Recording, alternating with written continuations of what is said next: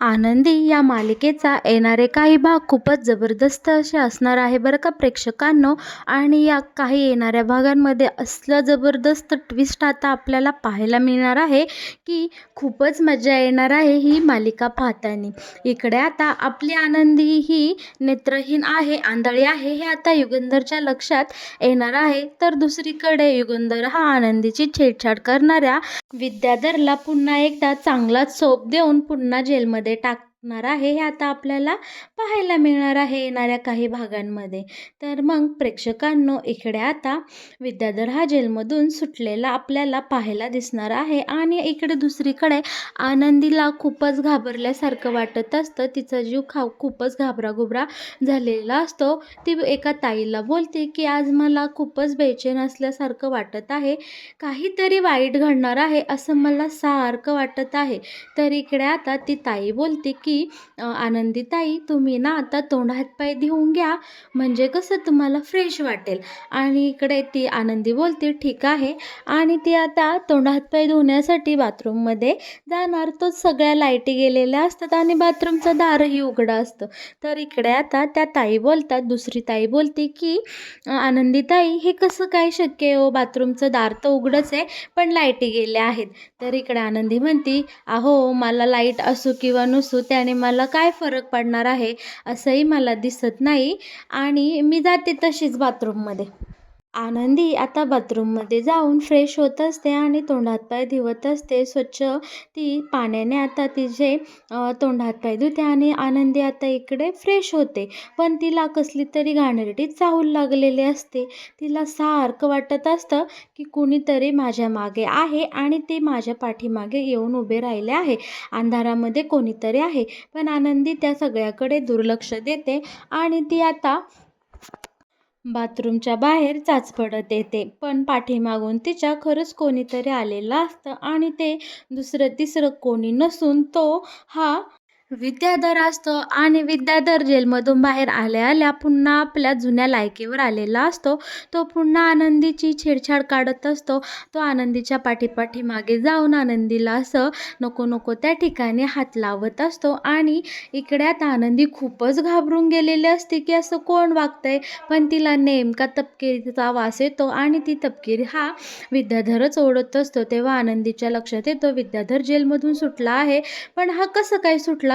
आणि इकडे आनंदी खूपच घाबरते आणि इकडे तिकडे पळू लागते. पण इकडे आता विद्याधरची ताकद जास्त असल्यामुळे तो आनंदीला एकदम घट्ट धरतो आणि तिचा एका हाताने तोंड दाबतो. पण आनंदी मात्र त्याच्या तावडीतून सुटायचा पुरेपूर प्रयत्न करत असते. शेवटी ती तिचा पाय त्याच्या पायावर जोरात मारते आणि इकडे आता विद्याधरच्या तावडीतून आनंदी सुटते. आणि आनंदी सैराबैरा संपूर्ण घरामध्ये इकडे तिकडे चाचपडत पळू लागते.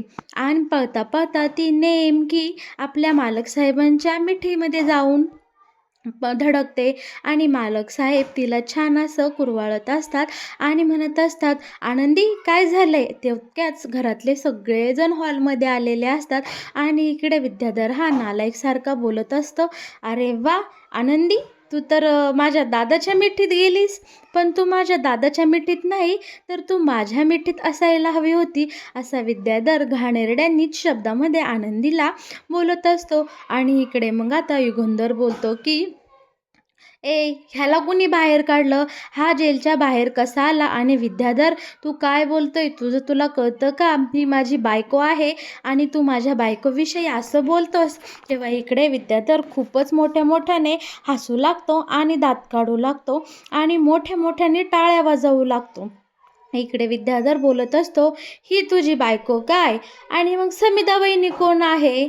मला असं वाटलं होतं माझा भाऊ खूपच चारित्र्यवान आहे. अरे मी तर आहेच नालायक, त्यात काही विषयच नाही. पण तू तर लय मोठा चारित्र्यवान होतास ना, मग तुझ्यापेक्षा अर्ध्या वयाच्या मुलीसोबत तू कसं काय लग्न केलंस. आणि या आनंदीला तो आता माझ्यासमोर कुशीत घेतोय, तेही माझ्या आनंदीला. दादा सोड तिला, तिला फक्त माझा स्पर्श होणार आणि तिला माझा स्पर्श झाला पाहिजे. इकडे धनश्रीला मात्र खूपच वाईट वाटत असतं आणि धनश्री बोलत असते, अहो तुम्ही जेलमधून बाहेर आलात, मला तुमची खूप आठवण येत होती, बरं झालं तुम्ही सुटलास. पण इकडे विद्याधर धनश्रीला एकदम असं तिरस्कारवाण्या शब्दात बोलतो, ए गप तू, तुझ्यासाठी नाही मी जेलमधून बाहेर आलो, मी माझ्या आनंदीसाठी जेलमधून बाहेर आलो आहे आणि तिच्या अंगाला आणि आनंदीवर पूर्णपणे फक्त माझाच अधिकार आहे. दादा तुला शोभत नाही तुझ्यापेक्षा लहान मुलीला बायको म्हणून घ्यायला. पण इकडे धनश्री आपली लाज नसल्यागत बोलत असते की अहो माझ्याकडे बघा ना, माझ्यासोबत बोला ना. पण इकडे आता युगंधर बोलतो की तोंड सांभाळून बोल आणि ह्याला बाहेर कुणी काढलं, ह्याचा हा जेलमधून पळूनच आला असणार आहे, कारण हा जेलमधून सुटू नये अशी तरतूदच मी केली होती. तुला जेलमधून कुणी बाहेर काढलं? आणि इकडे आता युगंधर हा विद्याधर तर चांगलंच थोबाड फोडतो आणि चांगलाच त्याला लाल लाल करतो, मुस्काडतो. पण इकडे विद्याधर बोलतो की तू मला कितीही मार रे दादा, आता जेलमधून मी एकदम बाइज्जत बाहेर आलेलो आहे, माझ्यावरचे सगळे गुन्हे आता पुसले गेलेले आहे आणि आता मी पुन्हा जेलमध्ये जाणार नाही. पण इकडे मालक साहेब म्हणतात की तू खोटं बोलत आहेस, तुझी सुटका होऊ शकत नाही. आणि आता तो म्हणतो थांब मी जेलमध्ये फोन करतो आणि इकडे सगळी विचारपूस करून घेतो. पण इकडे विद्याधर हा खूपच अशा अहंकाराच्या भाषेत मालक साहेबांसमोर बोलत असतो की कर रे कर तू फोन जेलमध्ये आणि विचार. या सगळ्यामध्ये शिल्पाला मात्र खूप आनंद झालेला असतो, कारण तिचा लाडका विद्याधर आता जेलमधून सुटलेला असतो. शिल्पा बोलत असते की तू जेलमधून बाहेर आला आहेस ही खूप चांगली गोष्ट झाली, पण तू कुणासोबत बोलत आहे हे तुला कळतंय का? युगंधर तुझा मोठा भाऊ आहे आणि तू जरा तोंड सांभाळून युगंधर सोबत बोल, नाहीतर आता मला तुझ्याकडं चांगलंच पाहायला लागन. आता इकडे विद्याधर बोलतो मी ह्याच्या संग अजिबात नीट नाही बोलणार, यांनी मला जेलमध्ये टाकलं होतं, हा कसला आला माझा मोठा भाऊ, ह्याच्या संग मी तर बोलणार सुद्धा नाही, कारण याचा मला खूप राग आलेला आहे. त्याने माझ्या आनंदीसोबत लग्न केलेलं आहे, ह्याने माझ्या आनंदीसोबत लग्न कशासाठी केलं असा हा शिल्पाला आता प्रश्न विचारतो.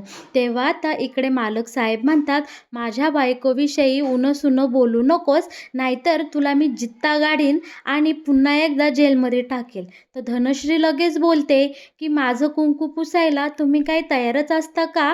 मालक साहेब तुम्ही व्यवस्थित बोला जरा माझ्या नवऱ्याविषयी. इकडे आता मालक साहेब बोलतात अगं हा कसा वागतोय, कसा बोलतोय, बघ जरा उघड्या डोळ्यांनी. विद्याधर आता बोलू लागतो, दादा तुला माहिती आहे का मला जेलमधून कुणी सोडवलं? माझ्या लाडक्या आनंदीनेच मला जेलमधून सोडवलं आहे, तिनेच माझ्या जेलमधून सुटण्याच्या बेल पेपरवर सही केली आणि मी आता जेलच्या बाहेर आलो आहे. आता इकडे युगंधरला खूपच राग येतो आणि तो पुन्हा एकदा इथे विद्याधरच्या सणासण दोन कानाखाली मारतो आणि बोलतो की अजिबात आनंदीवर कसलेही खोटे आरोप करायचं नाही, खोटारड्या ती तुला जेलमधून कधीही बाहेर काढणार नाही याची मला पूर्ण खात्री आहे. तर इकडे आता आनंदी खूपच घाबरलेली असते आणि ती मनातल्या मनात बोलत असते की शिल्पाताईंनी माझ्याकडनं ज्या पेपर्सवर सही केली ते मॅरिट सर्टिफिकेटचे पेपर नसून या विद्याधरला जेलमधून बाहेर काढण्याचे पेपर्स होते. तर आता इकडे खूपच मोठा असा धमाकेदार ट्विस्ट आता आपल्याला पाहायला मिळणार आहे बरं का. आता इकडे आनंदी एकदम शांत झालेली असते आणि धनश्री बोलत असते की ही कशाला जेलमधून बाहेर काढीन, ह्यांना खोटं बोलताय ना तुम्ही. तेव्हा आजी बोलती की आनंदी खरंच तू त्याला जेलमधून बाहेर काढले का, तू खरंच सह्या केलेल्या आहे का? तेव्हा आनंदी बोलू लागते मी सकाळी सह्या केल्या होत्या, पण इकडे आता ताईसाहेब आनंदीला काहीच बोलून देत नाही आणि ती बोलती तिनेच आता इकडे जेलमधून बाहेर काढला आहे विद्याधरला.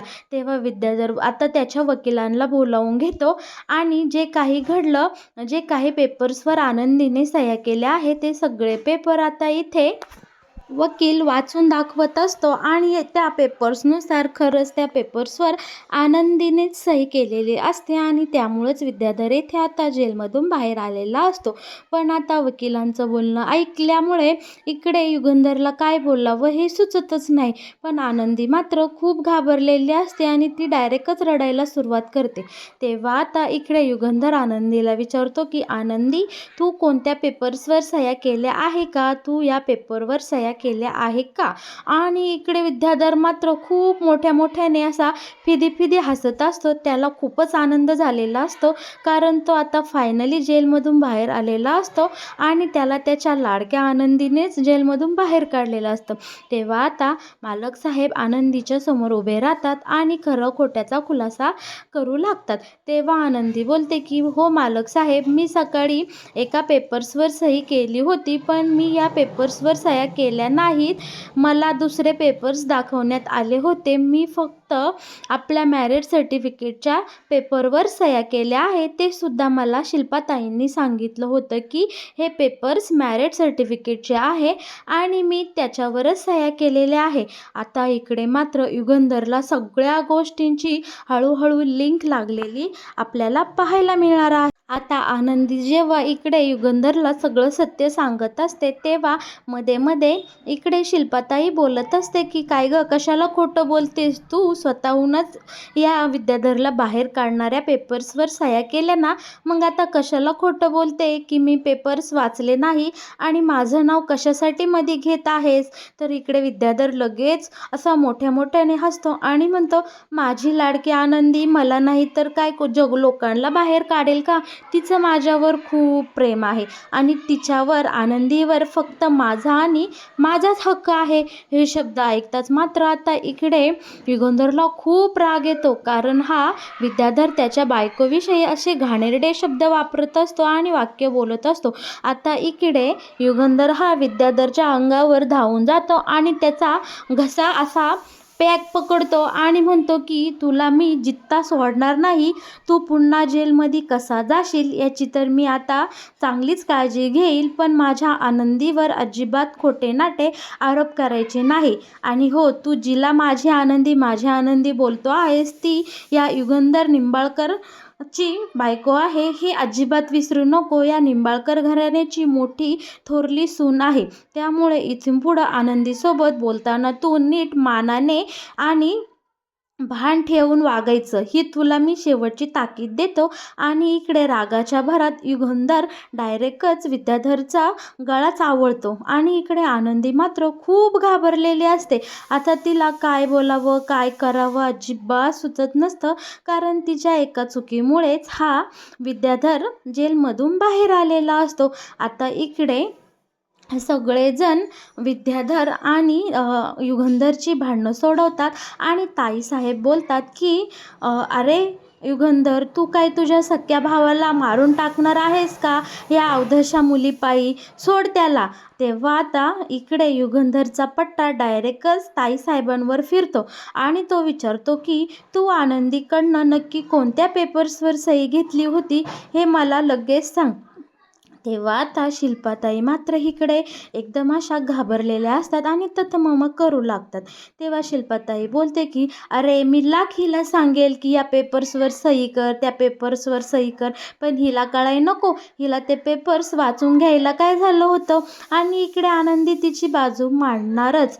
तोच इकडे आता शिल्पाताई आनंदीला काहीच बोलून देत नाही, तिच्या तोंडातून काही शब्दच बाहेर पडून देत नाही आणि इकडे खूपच मोठा कांगावा आता आपल्याला शिल्पाताई करताना दिसणार आहेत. पण इकडे मालक साहेब हे फक्त आनंदी आणि आनंदीचीच बाजू घेत असतात आणि सगळ्यांसमोर आपल्या बायकोचं रक्षण करत असतात. पण इकडे आता युगंधरला एक प्रश्न पडलेला असतो की आनंदी ही गणिताचे आणि अकाउंटचे प्रश्न सगळे चुटकीसरशी अशी सोडवत असते आणि इतक्या हुशार मुलीने असा गोंधळ कसा केला असेल बरं? तिने ते पेपर्स का वाचले नसतील? आणि या सगळ्या प्रश्नांनी इकडे आता मालक साहेबांचं मन खूपच भारावून गेलेलं असते आणि डोक्यामध्ये विचारचक्र चालू असतात. पण तेव्हा तितक्यातच इकडे ताईसाहेब म्हणतात की जाऊ द्या आता, युगंधर झालं ते झालं, आता हा विषय इथंच थांबवा आणि सगळेजण आपापल्या कामाला जा. पण इकडे मात्र आता युगंधरला पडलेल्या प्रश्नाचं उत्तर इकडे आता शिर्के युगंधरला देताना आपल्याला पाहायला मिळणार आहे. शिर्के युगंधरला मालक साहेबांना सांगतात की मालक साहेब, तुम्हाला कामाच्या गडबडीत एक गोष्ट सांगायची मी विसरूनच गेलो की ही जी आनंदी आहे, तो आपल्या आनंदी वहिनी आहेत ना, त्यांना अजिबातच दिसत नाही, त्या नेत्रहीन आहेत. आणि एवढं मोठं सत्य आता युगंधरला कळल्यानंतर युगंधरला खूपच वाईट वाटत असतं आणि त्याला एक मोठा धक्काच बसलेला असतो की इतकी हुशार मुलगी, एवढी सुंदर मुलगी आणि ती चक्क नेत्रहीन आहे. आणि या गोष्टीवर आता युगंधर खूप विचार करू लागलेला असतो आणि आता इकडे युगंधर असा निर्णय घेतो की आनंदीला एका चांगल्या डॉक्टरांना दाखवून घ्यायचं आणि तिच्या डोळ्यांवर चांगल्यातले चांगले उपचार करून घ्यायचे. असा विचार आता युगंधरच्या मनात येऊन गेलेला असतो आणि त्यासाठी युगंधर चांगल्यातल्या चांगल्या डॉक्टरांची अपॉइंटमेंटसुद्धा घेतो आणि आनंदीला त्या डॉक्टरांकडे घेऊन जातो. तर मग प्रेक्षकांनो, तुम्हाला काय वाटतंय? आपल्या आंधळ्या आनंदीचे डोळे पुन्हा येतील का? युगंधर तिला दृष्टी देऊ शकेल का? आणि हो, आनंदी या मालिकेत येणारा हा नवीन ट्विस्ट तुम्हाला पाहायला आवडेल का? आणि यावर तुमचं काय मत आहे हे नक्कीच मला आपल्या कमेंट बॉक्सद्वारे कळवा बरं का. आणि हो, असेच आनंदी या मालिकेचे येणारे असे नवनवीन ट्विस्ट पाहण्यासाठी तुम्ही आपल्या चॅनलला नक्की सबस्क्राईब करा आणि हो, येणारे नवनवीन भाग पाहायला अजिबात विसरू नका.